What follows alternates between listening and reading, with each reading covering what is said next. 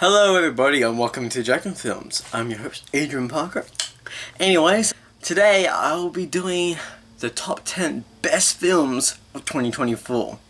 Now, just want to let you know I haven't seen every movie of 2024, so if it's not there, then well, it's either A, I haven't seen it, or B, I have and I just like these other 10 films more.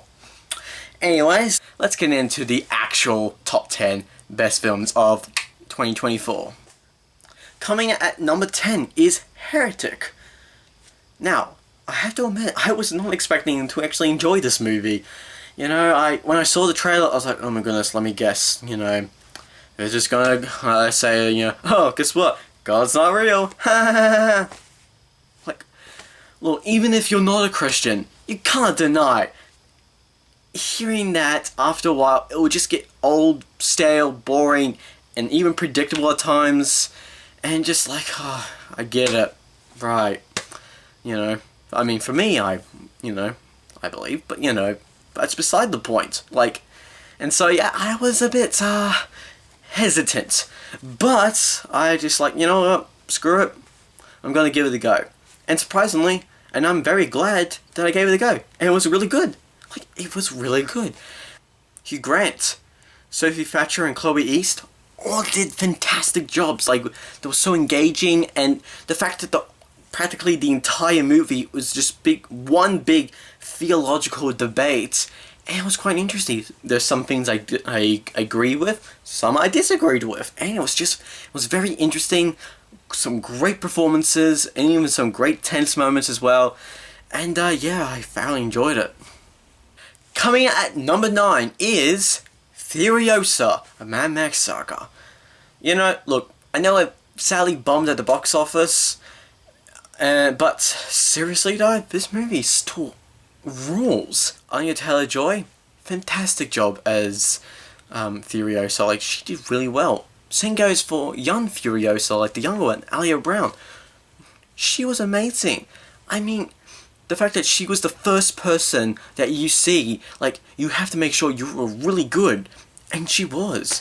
And yeah, I even met her at a con I was on last year, and yeah, she was great, she was nice, and yeah, I have to admit, she did a great job. And also, you know, can't deny Chris Hemsworth, surprisingly, he did very well as a villain, because most times I've ever seen him in the movie, he's usually the protagonist, so yeah, he did a really good job. But no, like, the set pieces were awesome, the action sequences were engaging, maybe not as engaging as Fury Road, but it was still very good, tense, great practical effects, and yeah, I thoroughly enjoyed it, and I think it was a great sequel, you know, to the Mad Max saga. Sure, technically it might be a prequel to, you know, Fury Road, but either way, it was still a great time at the movies, and I thoroughly enjoyed it. Coming at number 8 is Longlegs. Now, I have to admit, this movie was very interesting, because this was the first time when I went to the cinema, I had not seen any trailer, nothing. All I got was just word of mouth, and that was just enough for me. I was like, man, I gotta check this out, but I don't want to see the trailer, because so many times trailers just spoil everything, and I mean, I've had my fair share, and I'm just like, oh. So, yeah, I was quite surprised I was able to avoid all those trailers, especially when going to the movies. You know, they play trailers all the time, and yet none of it was Longlegs, so I was very happy that I escaped it. And man, it was great. I had no idea where this was going, and when it was finally revealed where it was heading, I was like, interesting, I didn't even think about that, but you know, hey, that's cool. Everybody involved was amazing. Nicolas Cage was awesome, and quite hilarious at times too, which is something I'd never thought I would even say, considering he's a serial killer, but you know, there were so many great Nick Cage moments that you just can't help but laugh. And another shout out to Maika Monroe. She did an amazing job. Like, her performances were so engaging. Wow, I might not have been, you know, completely attached to the character, because obviously if you see the movie, there are some, you know, things I'm like, okay, fine, and all, but the thing is, though, her performance was still amazing, and I was still captivated by her performance. Like, she just was, you know, I know, great use of words, but awesome. So, yeah, I thoroughly enjoyed it, and it was still quite tense. So, coming up at number 7 is Abigail. Look, I love Radio Silence. They're like one of my favorite directing teams. And yeah, another fun entry to their filmography. Melissa Barrera, amazing. Loved it.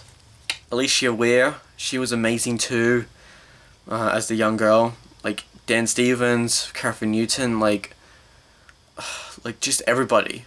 Look, I know I haven't said every name there, but seriously, everybody in this cast did a fantastic job. I loved it. There was a number of funny moments that I just like, ha ha ha, hilarious. And yeah, it was just a great time. Plenty of gore, amazing practical effects. Just can't go wrong with a Radio Silence film. Now, I have to admit, I didn't think this movie would even be in my top 10. But after actually seeing it, I just had to. Sonic the Hedgehog 3. Jim Carrey was just... He was amazing. He was so funny. I laughed a lot of things that he said and just does. The dance sequence was just amazing. It was so much fun. But it was so emotional at the same time, though. I was like, oh wow, that gets me right here, man. Like, I didn't expect it to be that emotional. And the acting in it was very well done. Like, Keanu Reeves did a great job as Shadow. Like, just everybody did so well. And in one sense, I've got to admit, it was a masterpiece. It truly was. And you can tell it was dark. It's definitely the darkest entry in the Sonic films. And yeah, you can tell. But yeah, it was just so cool. I loved it. And it was just a great time at the movies. Now, the next one is a very interesting one, but coming at number 5 is Smile 2. Anyways, like, Naomi Scott, what a powerhouse performance. Like, she was like so engaging, and like you can tell by the fear in her eyes. It was just so tense.